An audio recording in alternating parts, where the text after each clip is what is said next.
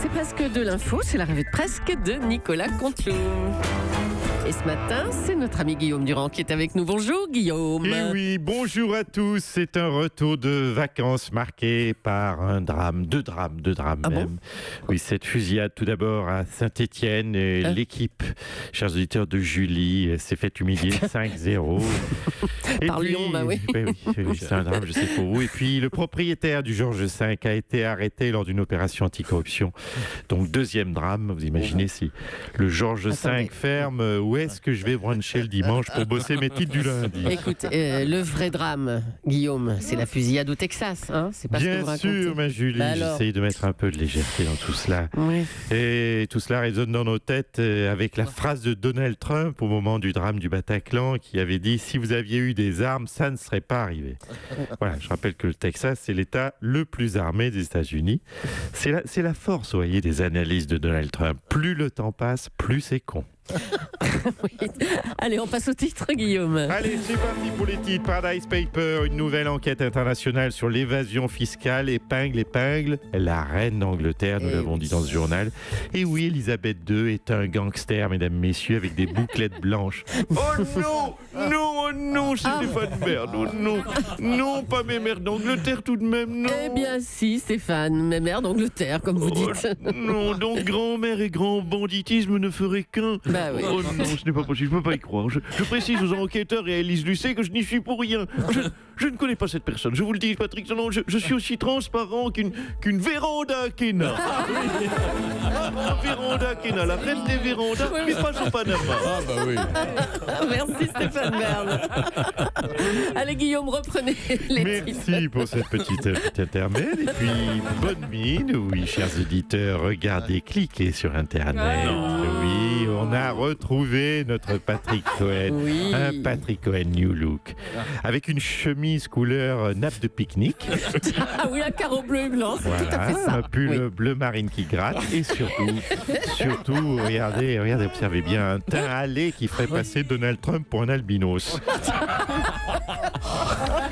Laurent Cabrol confirmera, en tout cas, ce que je vois, moi, c'est qu'il a fait beau à Marrakech la semaine dernière. Un petit peu jaloux, hein, Guillaume, là, on dirait. Un petit peu, surtout que j'ai plus mon Georges V en plus. Ah bah oui. Édouard Philippe est actuellement dans les Antilles où il a pu constater le travail des jeunes engagés volontaires pour reconstruire Saint-Martin après le passage d'Irma. Monsieur le Premier ministre, vous connaissez bien les Antilles ? Très bien. Enfin, pas très bien, mais je connais bien Saint-Martin. En tout cas. Ah, vous êtes déjà allé alors, hein ? Jamais. Oui, mais par contre, je suis du Havre, donc qui, comme vous le savez, est un port. Un port exactement comme comme Saint-Martin. Enfin, non, pas exactement, parce que enfin, qui présente quand même des similitudes avec Saint-Martin, puisqu'il y a aussi dans ce port, comme au Havre, des bateaux. Alors Saint-Martin ressemble au Havre, hein, selon vous ? Tout à fait. Ah bon ? Enfin, non, pas tout à fait, mais même pas du tout. Mais non, attendez, je retombe toujours sur mes pattes. Mais à côté du Havre, vous noterez qu'il y a Deauville, où les Parisiens vont. Ne me coupez pas dans ma démonstration, où les Parisiens vont en vacances. Et à côté de Saint-Martin, chacun sait qu'il y a Saint-Barth, où les Parisiens vont aussi en vacances. Donc avouez que ce parallèle est troublant. Troublant, oui, bien sûr. Et vous avez pu constater les dégâts d'Irma ? Tout à fait. Ah. Et je m'y connais, vu qu'au Havre, il y a eu à peu près la même situation. Ah bon, il y a eu un ouragan au Havre ? Jamais. Mais vous noterez, enfin peut-être ne le savez pas, mais parce que vous ne laissez pas la presse régionale, mais dans la rue Paul Doumer, juste à côté de Coiffure Francis, ça a tellement soufflé. Une fois, il y a eu un vent, il y a eu des vents. Oui, il y a eu on ne sait pas si c'est le vent ou un sèche-cheveux mal réglé. En tout cas, Madame Michelet, qui habite au 16, a vu son pot de géranium tomber sur une kangou. Alors là, je peux vous dire. Tomber sur une kangou ? Oui, sur une kangou. La pauvre bête. Mais c'est une histoire je vous confirme, c'est une histoire de dingue, parce qu'on en a parlé pendant des mois au Havre. Et permettez que je vous raconte un petit peu ce qui s'est passé. Oui, mais écoutez, nous, on n'a plus le temps. On va peut-être se passer de vos histoires. Merci. C'est bien dommage. Merci, Édouard Philippe. Merci beaucoup. Non. Dominique Strauss-Kahn était à Marrakech, lui aussi.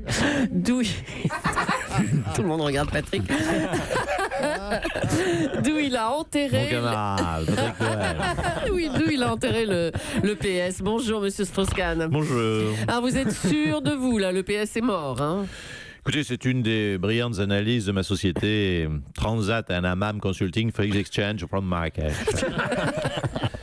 J'ai constaté, oui, que le PS avait perdu les 27 dernières élections, d'où tout de suite, déduction du meilleur analyse du monde. Tiens, le PS ne va pas fort. Ah oui, c'est brillant, oui. Une autre analyse, Macron n'est ni de droite ni de gauche, dites-vous. Oui, je confirme votre analyse brillantissime de ma société Transat Pay Montréal Consulting of Mon cul sur la commode and Trading. J'ai consulté les archives et je me suis rendu compte que Emmanuel Macron travaillait avec Le Maire et Darmanin, mais aussi, et c'est troublant, avec Hollande et Le Drian. D'où redéduction géniale du meilleur analyse du monde. Tiens, Macron n'est ni de droite ni de gauche. Et vous finissez par « Je ne peux pas publier gratuitement des analyses que je fais payer à d'autres. » Parce qu'elles sont payantes, vos analyses. Un peu. D'ailleurs, il faut que je vous prépare, chère Julie, une petite facture. Alors, le PS va mal. Donc 2 000 €, c'est mon tarif habituel. Et puis, Macron n'est ni de droite ni de gauche. Comme j'ai beaucoup d'affection pour vous, je vous la fais à 1 500. Je me demande 3 500. Ou alors, je fais passer un chapeau. Oui, faites passer un chapeau, c'est ça. À bientôt, Dominique Strauss-Kahn. Hier, le JDD publiait un sondage étonnant. L'IFOP a interrogé des Français. Et surprise, c'est Laura Flessel qui est la ministre préférée. Tandis qu'à l'avant-dernière place, on trouve Bruno Le Maire. Je crois que cette fois, cela ne fait pas débat. Décidément, les gens ne m'aiment pas. Déjà aux primaires de la droite, j'étais arrivé, vous l'aurez noté, avant-dernier avec 2, malheureux 4%. Mais qu'on arrête de demander aux gens s'ils m'aiment bien. On connaît déjà la réponse, c'est non. Non, comme mon papa. Ah oui, on se souvient que vous aviez écrit dans un livre que votre père ne vous a jamais aimé. Je vous confirme, mon père ne m'a jamais aimé. Lors d'ailleurs d'un sondage IFOP, réalisé sur les membres de ma famille, la question « Aimez-vous Bruno ?» 96,8% avaient répondu non. Oh là là. Mais il y a quand même quelqu'un qui a répondu oui. Oui, c'était ma pauvre mamie qui était atteinte, pardonnez-moi, d'Alzheimer. Elle avait oublié qu'elle me détestait. Oh mon pauvre Bruno Le Maire, bon courage, hein, de tout cœur avec vous. Une centaine de personnalités féminines ont publié dans le JDD une tribune demandant à Emmanuel Macron un plan d'urgence contre les violences sexuelles. On a un témoignage poignant ce matin. Madame, bonjour, vous avez tenu à garder l'anonymat. Oui, bonjour Madame Julie. Je m'appelle Brenda R. Je viens du Poitou. Je suis une jeune trentenaire de 64 ans, actuellement en recherche d'emploi, entre autres. Alors, vous êtes sensible, chère Brenda, à cette question des violences faites aux femmes. Hein. Vous avez été victime vous-même ? Oui, vous savez, les violences sexuelles, ça prend des formes inattendues. Vous essayez d'être sexy et puis votre conjoint, lui, est occupé à se faire des tartines de rillettes de canard dans le lit conjugal. Je ne vous cache pas que l'estime de soi en prend un petit coup derrière la casquette. Bon, merci de ce témoignage. Merci beaucoup. Le conflit se poursuit entre Marcel Campion, le roi des forains, et la maire de Paris. Bonjour Anne Hidalgo. Oui, bonjour. Qu'est-ce que vous avez envie de dire aux forains qui veulent bloquer Paris ? Eh bien, écoutez, j'ai envie de leur dire copieur, les forains. Il n'y a que moi qui ai le droit de bloquer Paris, il faut le dire, c'est ma spécialité à moi. Et oui, les Parisiens et les Parisiennes le savent, si ils voulaient circuler, il ne fallait pas qu'ils m'élisent maire de Paris. Anne Hidalgo, vous remettez en cause le niveau des animations du marché de Noël. Or, les touristes aiment bien ces marchés. Qu'est-ce que vous proposez à la place ? Eh bien, je propose rien. C'est beaucoup plus sobre, vous en conviendrez, et plus économique. Les parents pourront dire à leurs enfants « Tu veux une gaufre ou une pomme d'amour, mon chéri ?» Eh bien, il n'y en a pas, il y a rien. Bravo, Anne Hidalgo. Nicolas Canteloup, à demain. Europe 1.